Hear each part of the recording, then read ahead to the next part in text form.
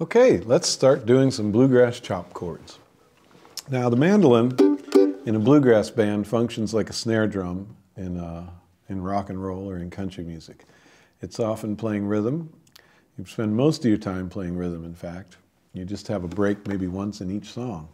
So a good part of your role in a bluegrass band is playing rhythm. And so it's something to work on, and there's a lot to it, actually.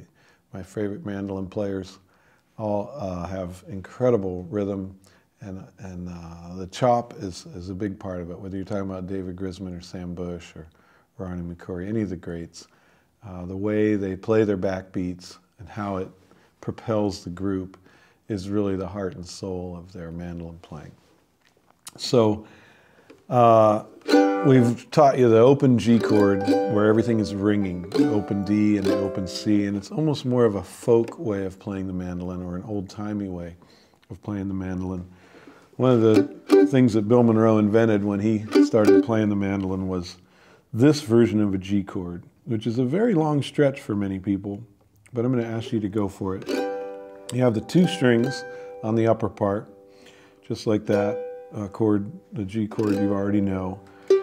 Place the third finger on the 5th fret of the 3rd string and place the little finger on the 7th fret. So there it is. And this is now a movable G chord. You can move this up the neck to any key. And the way the mandolin functions is to play the backbeat in the band. The bass is playing boom, boom, boom, boom, boom, boom, boom, boom. And I'm just playing this little popping chord. And when I was growing up, they used to call that the bark. And how do you get your mandolin to bark?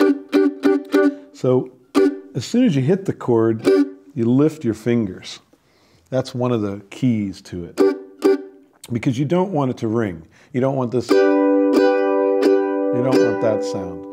Because it's gonna make too much noise in the context of the whole band. You want this little popping sound, just like hitting a drum. And you don't want it to sound too stringy. You don't want to accentuate the high parts of the mandolin, the top two strings. What you really are focused on are those bottom two strings. In fact, for those of you who find this position just too long of a stretch, I've seen a lot of mandolin players who just play the bottom two strings, 7th fret, 5th fret. And you can get that bark, you can get that choppy sound. You just have to mute the upper two strings. Now, notice where the root is on this chord. It exists on the top string, the 3rd fret, but it also exists on the 5th fret on the 3rd string. So this is now a movable chord. You move it up 2 frets and it becomes an A chord. 1 fret and it's an A sharp or a B flat chord. That's now the 8th fret and the 10th fret. Move it up 2 more and it is the 10th fret and the 12th fret. Okay? Now if I was to do this with the full 4-finger version, it would look like this. Here's G, and you move it up 2 frets, and it's an A chord. So I'm at the 4th fret with my 1st finger. Move it up 2 more to the 6th fret with my 1st finger, and it's a B chord because of that high B note. Move it up 1 fret, it's a C chord because of that high C note. 2 more frets and it's a D chord. Rarely would we use the D way up there. We primarily use it in this region on the mandolin. So now let's look for our 1-4-5 using this kind of position. Here's your G. Remember what I told you about the beauty of the mandolin? Simply moving everything over to the next pair of strings, you've got a C chord.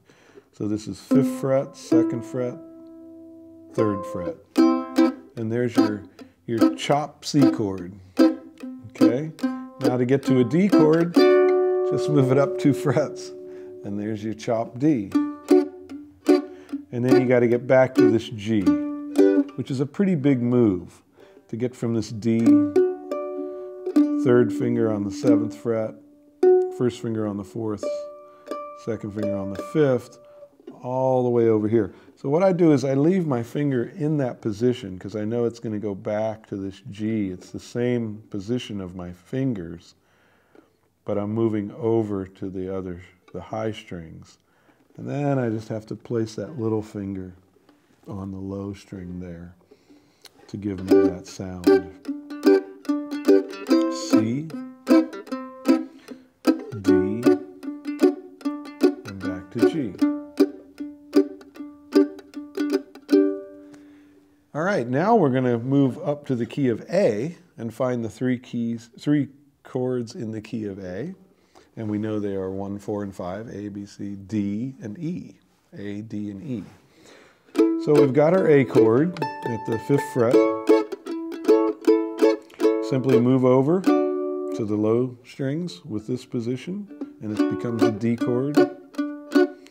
Move it up 2 frets, and you got an E.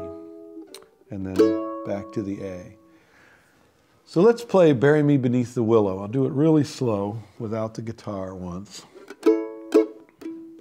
1, 2, 1, 2. Oh, bury me beneath the willow, under the weeping willow tree. I wish I could sing higher, so she would know where I am sleeping, and perhaps she'll weep for me again. The bass is boom, boom, boom, boom, boom, and we're just doing the pop.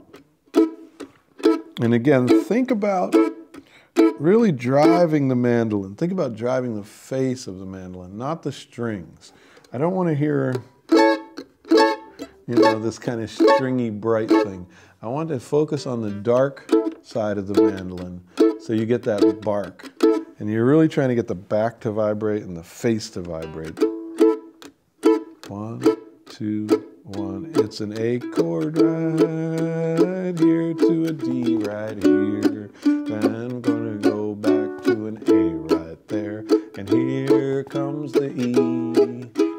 I'm going back to the A right here. And then I'm coming to D right here. I'm going back to the A and back to the E right here and back to the A. So let's play Bury Me Beneath the Willow with the guitar player now at 75. It's got a little bit of tempo on it. We're just going to work on our chop. 1, 2, 3. D. A. Here comes E. Back to A. Back to D. A, E. Now I'll play the melody.